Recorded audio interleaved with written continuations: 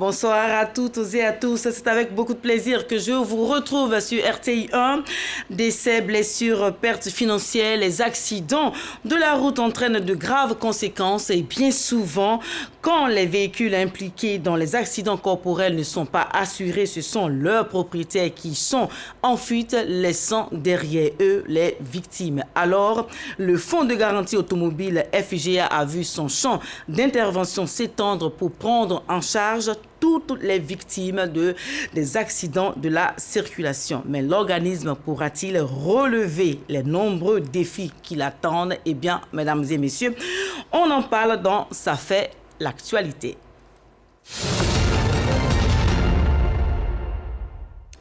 Chaque heure, chaque minute compte en cas d'accident de la route. L'État a donc décidé d'agir en élargissant les compétences du Fonds de garantie automobile, structure d'assurance créée pour indemniser les victimes d'accidents de la route lorsque les protections classiques font défaut. Mais c'est quoi exactement le FGA, le Fonds de garantie automobile, qui prend le relais ainsi pour assurer les populations? Suivez ce reportage de Seydou Ouattara. Depuis le 20 novembre 2024, le Fonds de garantie automobile FGA en Côte d'Ivoire a connu des changements significatifs dans ses modalités de prise en charge et d'indemnisation des victimes d'accidents de la voie publique. Désormais, la prise en charge s'étend à toutes les victimes admises aux urgences des hôpitaux publics, quels que soient les auteurs de l'accident. L'indemnisation, quant à elle, est gérée par l'agence judiciaire de l'État en collaboration avec le Fonds de garantie automobile pour la partie médicale. En somme, ces nouvelles modalités visent à améliorer la prise en charge des victimes d'accidents de la route en Côte d'Ivoire, en élargissant le champ de couverture du Fonds de garantie routière et en renforçant la coordination entre les organismes impliqués. Quelles sont les modalités de prise en charge et d'indemnisation du fonds? Alors, mesdames et messieurs, j'ai sur le plateau Noël Manzan Kofi, directeur général du Fonds de garantie automobile, pour nous expliquer les prérogatives nouvelles de l'organisme. Bonsoir, Noël Manzan Kofi. Bonsoir, madame. Bienvenue à Ça fait l'actualité. C'est moi qui vous remercie. Alors, quel est l'état, j'ai envie de vous demander, de la sécurité routière en Côte d'Ivoire? La route tutelle de plus en plus ou de moins en moins?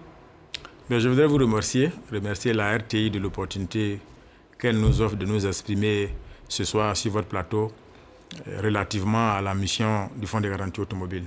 Je voudrais d'entrée dire que le Fonds de garantie automobile est une entreprise assurantielle, mais une assurance de type particulier d'utilité publique. La mission du Fonds de garantie automobile est de prendre en charge deux types de victimes, à la base, à l'origine. Je dois dire la mission classique de base, qui a milité en la faveur de la création du fonds, c'était de prendre en charge les victimes d'accidents de la voie publique lorsqu'il y a un délit de fuite ou il y a un défaut d'assurance. Un délit de fuite, c'est un usager de la voie publique qui est auteur d'accident de la voie publique et qui prend la fuite. Un défaut d'assurance, c'est quelqu'un qui est impliqué dans un accident de la voie publique et au contrôle, on réalise qu'il n'a pas d'assurance. Qu'il n'a pas certains papiers. L'État, de concert avec la communauté, je dois rappeler que le FGA est une entreprise communautaire. Donc, le législateur communautaire a estimé que ces deux types de victimes que j'ai indiqués là étaient laissés pour compte. Donc, qu'est-ce qu'il fallait faire? Il fallait mettre donc en place un dispositif pour prendre ce type de victimes. Bien. Voilà, alors on va revenir. Le Fonds de garantie automobile. Voilà, ok. On va revenir à la question. Alors, quel est l'état de la sécurité routière en Côte d'Ivoire? Est-ce que la route tue de plus en plus ou de moins en moins aujourd'hui? Je dois dire que moi, je vais intervenir plus en amont parce que ce que le Fonds de garantie automobile fait, nous assurons les conséquences lorsque l'accident survient. Mais est-ce que vous avez beaucoup, vous recevez, j'ai envie de dire, est-ce que les hôpitaux, les urgences reçoivent beaucoup d'accidentés de la route? Bien sûr, vous savez que ces derniers temps quand même, il y a eu beaucoup d'accidentés de la voie publique dans notre pays. Le dernier en cas a été l'accident de Katiola, où il y a eu 54 accidentés de la voie publique. 44 ont été libérés aujourd'hui. Nous avions en hospitalisation et en observation au CHU de Bouaké 10 victimes pour lesquelles le Fonds de garantie automobile a déroulé son processus pour la prise en charge de ces victimes-là. Oui, il y a des accidentés de la voie publique et comme je l'ai indiqué, nous, notre mission, nous intervenons après l'accident, donc post-accident. Ce qu'il faut retenir est que c'est que l'État a mis en place un dispositif national à travers la stratégie nationale de la sécurité routière qui, sur la base du constat que nous tous avions fait, de nombreux accidents de la voie publique qu'il y a, l'État a mis en place une stratégie nationale de la sécurité routière qui a abouti à tout ce que nous voyons en termes de mesures préventives, formation, sensibilisation des usagers de la voie publique. Mais on est d'accord que quelles que soient les mesures qui sont prises dans ce sens-là, l'accident finit toujours par arriver. Donc l'État, dans cette même réflexion, a donc mis en place ce mécanisme-là, qui est le Fonds de garantie automobile, qui existait déjà, qui prenait en charge les deux types de victimes que j'ai indiqués.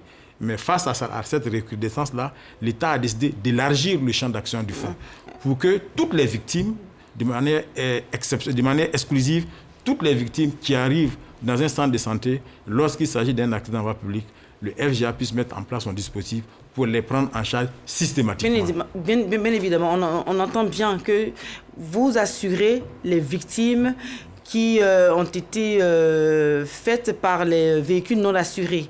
Non, aujourd'hui, oui, il y a une réforme qui est en cours. Bien sûr. Cette réforme-là prend en compte toutes les victimes des accidents de la route. Oui. Toutes les victimes. Oui, toutes les victimes qui sont évacuées dans les centres de santé agréés. Toutes les victimes qui arrivent dans les centres de santé agréés. La législation ne prévoit pas les exclusions? Oui, il y a des exclusions. La législation prévoit deux types d'exclusions. Mais en la pratique, je pense que c'est un débat que nous avions. La loi même prévoit les exclusions que lorsqu'un accidenté arrive, lorsqu'un accident survient et qu'on réalise que l'auteur qui est à la base de l'accident n'a pas de pièce, donc n'a pas de permis. Donc la législation ne permet pas qu'on la prenne en charge. Mais madame, lorsqu'un accident survient et que notre dispositif se met en place, nous prenons en charge la victime. C'est après que sur la base du constat d'accident, on réalise que cette victime-là a raison ou n'a pas raison. Entre-temps, le dispositif a déjà démarré. Donc, la loi a prévu des exclusions, mais tenant compte de la volonté de l'État, parce qu'une loi s'inscrit toujours dans une volonté. Quelle est la volonté de l'État? La volonté de l'État, c'est qu'aucun citoyen, aucun Ivoirien qui arrive dans un centre de santé à travers un accident de la loi publique, soit laissé pour compte. Mais je sais très bien que peut-être que la question que je vais vous poser n'est pas de votre ressort, mais je me dis que peut-être avec la synergie d'action avec d'autres structures qui sont liées directement à votre champ d'action, vous pourrez répondre. Alors, comment se fait-il que des véhicules non assurés circulent? Ça aurait pu vous permettre en amont de prévenir tout ça? Nous, on a un dispositif en amont qui prévient ça. J'ai indiqué tout à l'heure que nous avions la mission originelle, c'est la prise en charge des victimes d'accidents de la voie publique.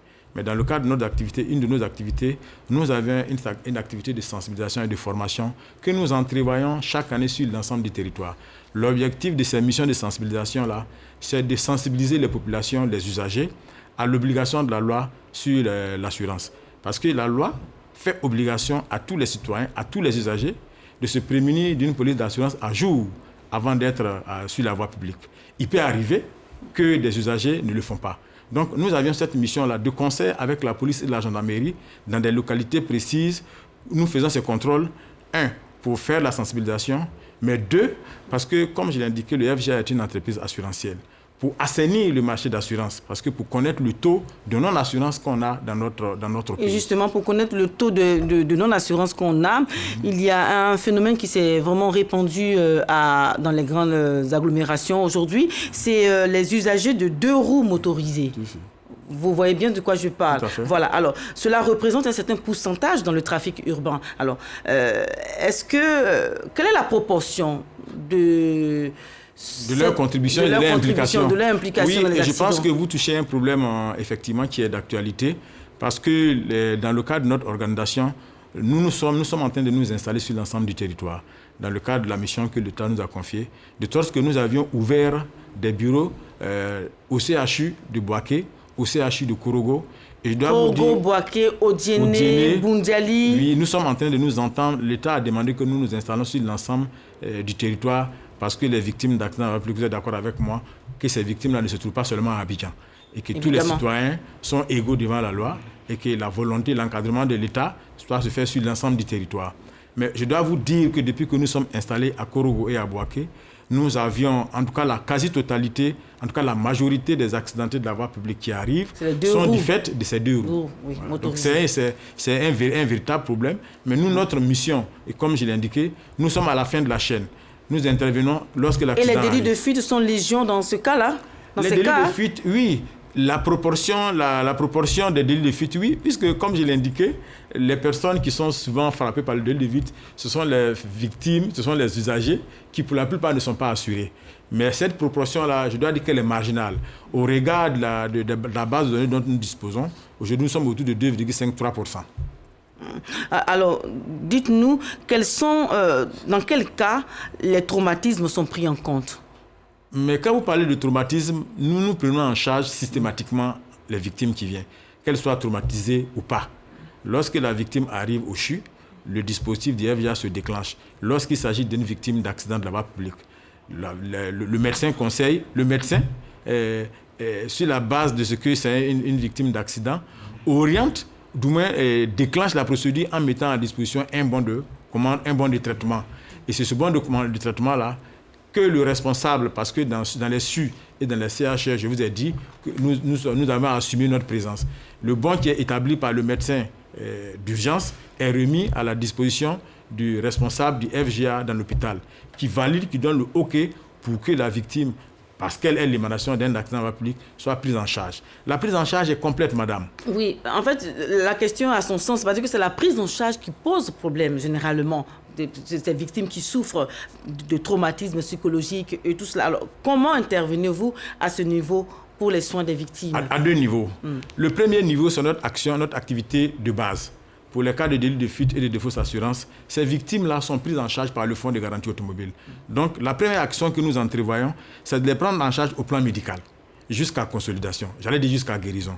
Lorsque la victime est guérie, la victime, comme vous l'avez indiqué tout à l'heure, un accident peut provoquer des séquelles futures.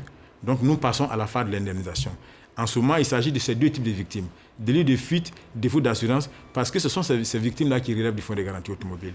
Mais lorsqu'il s'agit d'une victime d'accident de la voie publique, dans un cas où c'est une compagnie d'assurance qui la prend en charge, parce que la victime, le véhicule impliqué dans l'accident est assuré, mais la victime a été affectée, du moins déposée dans un centre de santé où nous sommes présents, sans attendre même l'action de la compagnie, nous la prenons en charge. C'est ça la volonté de l'État. Nous la prenons en charge au plan médical, jusqu'à hospitalisation. Là, on est sûr que des urgences, jusqu'à l'hospitalisation, on est sûr que la victime est sortie de la zone dangereuse. Oui. Mais puisqu'il s'agit d'une victime d'accident de la voie publique qui relève d'une compagnie d'assurance, mais après, quand nous avions stabilisé la victime à l'hospitalisation, la compagnie d'assurance prend la main par derrière. Mais si la victime ne relève pas d'une compagnie d'assurance? Mais je dois dire que, madame, dans tous les cas d'accident... C'est pas tout le monde qui est assuré en Côte d'Ivoire. Dans tous les cas, je dois dire que lorsqu'un accident survient, il y a 4 organismes qui payent. Donc, il n'y a aucun accidenté de la voie publique qui ne doit pas être payé. Lorsqu'il s'agit d'un accident de la voie publique, lorsqu'il s'agit d'une voiture assurée, mais naturellement, nous faisons recours à la garantie de la compagnie. S'il s'agit d'une voiture de l'État, nous faisons recours à la garantie de l'État. L'État étant son propre assureur, cette partie-là, cette activité est assurée par l'agent judiciaire de l'État, qui prend en charge la victime. S'il s'agit d'un cas de délit de fuite ou bien d'un défaut d'assurance, c'est l'activité originelle, principale du Fonds de garantie automobile. En ce moment, c'est nous qui payons. Le dernier cas de figure, il peut s'agir d'une voiture de l'Interland, c'est-à-dire une voiture qui vient du Burkina, ou bien une voiture qui vient du Mali, qui est impliquée dans un accident de la voie publique en Côte d'Ivoire. Dans ce cas d'espèce, il y a un dispositif qu'on appelle la carte brune CEDEAO. C'est une collaboration communautaire. Et il y a un bureau en Côte d'Ivoire, qui est la carte brune de la Côte d'Ivoire, qui prend en charge cette victime. Quitte à elle, cette structure-là, fasse après l'action récursoire auprès de sa sœur, de sa compagnie sœur, soit au Burkina, soit au Mali, pour le remboursement des ressources engagées par cette structure en Côte d'Ivoire. Donc, il y a 4 structures qui sont habilitées à prendre en charge les victimes et aucune victime n'est laissée pour compte. Donc, il y a toujours quelqu'un qui doit payer. Oui, quelqu'un qui doit payer. On va y arriver. C'est l'État ou c'est la compagnie d'assurance. On verra bien. Mais une question très pratique. Quand la victime, quand celui qui déclenche l'accident, celui qui provoque l'accident n'est pas assuré ou se trouve dans une situation de santé, Vous parlez de l'auteur, mais vous parlez de la victime. L'auteur de la victime, l'auteur de l'accident, voilà. Quand c'est lui qui est grièvement blessé, qu'est-ce qu'on fait? Est-ce que vous prenez en compte et qu'il n'a pas de papier ou bien il n'a pas de permis, il n'a pas d'assurance et tout cela? Dans la norme, cette victime-là, victime, auteur. Oui. C'est ça, hein? Oui, victime, auteur. Auteur, victime. Celui qui est le conducteur, il est impliqué dans l'accident public, mais il est blessé. Il est blessé. Et il n'est pas assuré. Il n'a pas de papier. Il n'est ni assuré et il n'a même pas de permis. Oui. Normalement, il rentre dans les exclusions. Mais, comme je l'ai dit, il faut prendre la loi dans son esprit. La volonté de l'État, c'est qu'aucune victime ne puisse être laissée pour compte. Dans le cas d'espèce, cette victime-là, lorsque l'accident survient, qui arrive sur les lieux les premiers? Ce sont les secours. Les secours, quand elles arrivent, elles ne sont pas dans le système de constat. Les secours, quand les secours arrivent, c'est de transporter les victimes à l'hôpital. Mais quand la victime arrive à l'hôpital et qu'il s'agit d'un accident, nous ne se posons plus de questions. Puisque l'État nous a demandé de prendre en charge systématiquement. C'est après 3 jours, sur la base du constat, on réalise que la victime auteur n'est pas assurée et est impliquée dans un accident. Entre-temps, certainement, on l'a déjà soigné. Ce que nous sommes en train d'entrevoir... Enfin, j'ai envie de dire, mais c'est aussi bien de la solidarité nationale. Oui, bien sûr, mais en même temps, le mécanisme que nous sommes en train de mettre en place, ce type de victimes-là, autant nous pourrons faire une action récursoire auprès d'une compagnie d'assurance lorsque sa garantie est engagée, nous sommes en train d'entrevoir l'action récursoire auprès de cette personne-là. Parce qu'elle est impliquée dans un accident de la voie publique. Elle est frappée par la loi parce que la loi fait obligation de se prémunir d'une police d'assurance à jour.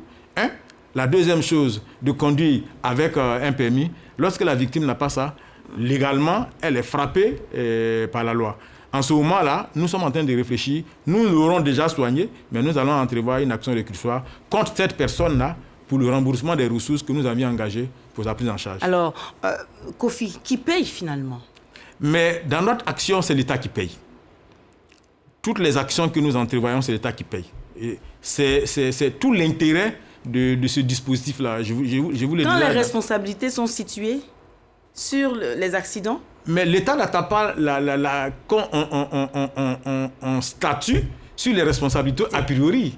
Parce que quand il y a un accidenté de la voie publique, le diagnostic qu'on a fait, c'est que lorsqu'on évacue les victimes au CHU ou au CHR et qu'on doit rechercher la compagnie d'assurance qui est derrière et qu'on doit rechercher les parents avant de prendre en charge les victimes, on est d'accord que les victimes ont la chance d'avoir l'aggravation de leurs séquelles et surtout et souvent même d'en mourir. C'est ce que l'État ne veut pas. L'État dit, mon objectif, et ça c'est vraiment le fruit de la croissance, de la répartition de la croissance. Parce que dans un État moderne, la répartition des fruits de la croissance, c'est également ça.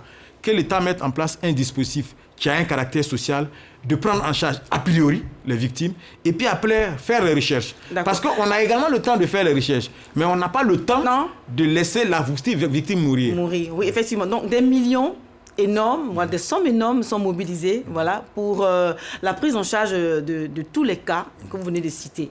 Alors, comment le fonds est financé? Comment le fonds est financé? Le fonds a 2 mécanismes de financement.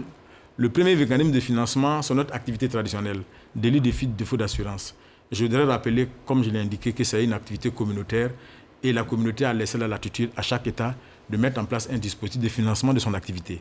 Ce que la Côte d'Ivoire a mis en place à la création du fonds en 2010, c'est de faire en sorte que le fonds soit financé par une parafiscalité de 2%, que vous et moi nous payons. Je voudrais vous inviter, si vous avez une voiture ou bien si vous avez une police d'assurance, que vous regardez sur le talon de votre police d'assurance, vous allez voir RC Automobile 2%, qui sont prélevés et qui sont mis à la disposition du fonds pour prendre en charge les victimes d'accidents à la voie publique pour le cas d'un délit de fuite ou bien d'un défaut d'assurance. L'État a élargi notre champ d'activité. Quand vous donnez des activités à une entreprise, manifestement, en face, vous devrez mettre des moyens pour le financement de l'activité. L'État a mis combien? L'État a mis 25% sur la taxe de police d'assurance que les compagnies prélèvent pour mettre à la disposition. Annuellement, ça fait 6 milliards. Ça fait combien? 6 milliards. 6 milliards de francs CFA. Alors, vous le savez très bien, vous collaborez, vous avez des partenaires avec lesquels vous collaborez, les forces de l'ordre, que ce soit selon les agglomérations, que ce soit en milieu urbain ou à l'intérieur de la Côte d'Ivoire. Comment se fait concrètement la collaboration avec les forces de l'ordre? Parce que nous avions une très bonne collaboration. D'abord, nous avions une convention. J'ai indiqué que nous avions une activité qui nous amène à faire de la sensibilisation, de la formation. Vous êtes d'accord avec moi que le citoyen que je suis ou bien les agents du FGA ne peuvent pas par eux-mêmes se mettre sur la route et arrêter les voitures. Cette activité-là, nous la faisons de concert avec la police et la gendarmerie. L'objectif, c'est de sensibiliser les citoyens sur la loi sur l'obligation d'assurance et de faire en sorte à assainir le marché d'assurance. C'est le premier niveau de collaboration qu'on a avec eux. Le deuxième niveau de collaboration, lorsqu'un accident survient, ce sont la police et la gendarmerie qui interviennent pour faire le constat. Parce que c'est à partir du constat, c'est le constat qui nous permet de savoir, d'entrevoir notre action récursoire. Oui. L'action récursoire, c'est ça qui nous permet d'identifier, le constat nous permet d'identifier la voiture qui est impliquée de l'accident. Et c'est à partir de cette... les responsabilités. Bien sûr. Une fois qu'on a identifié la voiture, on a la possibilité de savoir si la voiture est assurée, si elle n'est pas assurée. Si elle est assurée, c'est la base de la plaque d'immatriculation, nous pouvons remonter à la compagnie qui assure cette voiture parce que nous avions une base de données à cet effet. Alors, est-ce que vous avez un numéro vert pour les citoyens qui nous écoutent au besoin de vous appeler pour dénoncer ou encore pour vous faire part des cas d'accident qui arrivent? Nous sommes en train de travailler à mettre en place, pas un numéro vert, mais un centre d'appel. Parce que je dois dire que la réforme qui nous enjoint à nous d'étendre sur l'ensemble du territoire n'a eu lieu qu'en novembre. Et donc là, nous sommes en train de mettre en place des dispositifs organisationnels pour être présents sur l'ensemble du territoire. Et donc nous sommes en train de travailler, nous sommes à pied d'œuvre pour mettre en place un numéro vert et un mécanisme d'appel automatique pour que les victimes, partout qu'elles soient sur l'ensemble du territoire, puissent appeler pour avoir les orientations. L'objectif de ce mécanisme-là, c'est de permettre à pouvoir orienter les victimes. Parce que lorsqu'un accident de la voie publique intervient chez moi à Bandoukou, il faut qu'à travers ce centre d'appel, nous puissions orienter pour dire le Fonds de garantie automobile est présent dans tel hôpital pour que notre dispositif puisse être mis en place. Et vous êtes présent dans tous les centres hospitaliers C'est notre volonté. C'est notre volonté. Nous sommes dans 14 régions. Et cette année, nous allons ouvrir la région nous allons ouvrir à Diokwe, nous allons ouvrir à Odjene, nous allons ouvrir à Daloa, nous allons ouvrir à Bengourou, nous allons ouvrir à Gagnoua, nous allons ouvrir à Ferke. Tous ces projets-là sont en cours, les bureaux sont en construction. Pour Odjene, Diokwe et Daloa, à partir du 10, nous allons partir pour l'ouverture de ces bureaux. Ce sont les bureaux qui sont déjà fonctionnels. Avec la présence de nos agents, nous allons passer à la phase de l'ouverture de la présentation officielle. Vous avez un message de sensibilisation à faire passer pour tous les Ivoiriens aujourd'hui qui ont été une fois au moins, j'ai envie de dire, qui ont été victimes, enfin, voilà, pour toutes ces victimes des accidents que vous assurez. Mais je voudrais commencer par dire merci à ceux qui sont les initiateurs, parce que il faut dire que le décret qui a été signé a révolutionné l'activité du Fonds de garantie automobile, parce qu'avant, notre activité se résumait à prendre 20% des accidentés de la voie publique en Côte d'Ivoire, délits de fuite et défaut d'assurance. Aujourd'hui, nous prenons 100%. Ça veut dire que nous avions notre activité qui s'est élargie de 80%. Cela a été possible grâce à l'implication de notre ministère du TEL, mais également grâce à la volonté du président de la République qui a inscrit la question sociale au cœur de ses préoccupations. Donc l'activité que nous menons est une activité sociale. Ce que je voudrais demander aux usagers, c'est de dire que nous sommes présents sur l'ensemble du territoire à travers nos centres, nos bureaux relais, et qu'à partir de la signature du décret en novembre et sa mise en œuvre en janvier, lorsqu'un accident de la voie publique intervient dans notre pays, systématiquement, l'organisation du Fonds de garantie automobile prend en charge ces victimes. C'est ce qui nous a amené à signer un certain nombre de conventions pour baliser la prise en œuvre de ces actions. Donc, toutes les victimes, sans exclusion, sont appelées à rentrer dans le dispositif du Fonds de garantie automobile pour qu'elles soient prises en charge de manière systématique. Donc le Fonds de garantie automobile, un organe qui se constitue en bouclier pour tous les usagers, des plus vulnérables aux plus nantis et dont les responsabilités dans les accidents, dont les responsabilités ne peuvent être établies clairement. Noël, Manzan, Kofi, merci pour vos éclairages. Voilà, pour ces éléments de compréhension relatifs aux missions du Fonds de garantie. Je précise que vous êtes le directeur général du FGA, le Fonds de garantie automobile. Mesdames et messieurs, c'est donc la fin de cette émission. Merci de nous avoir suivis sur RTI 1.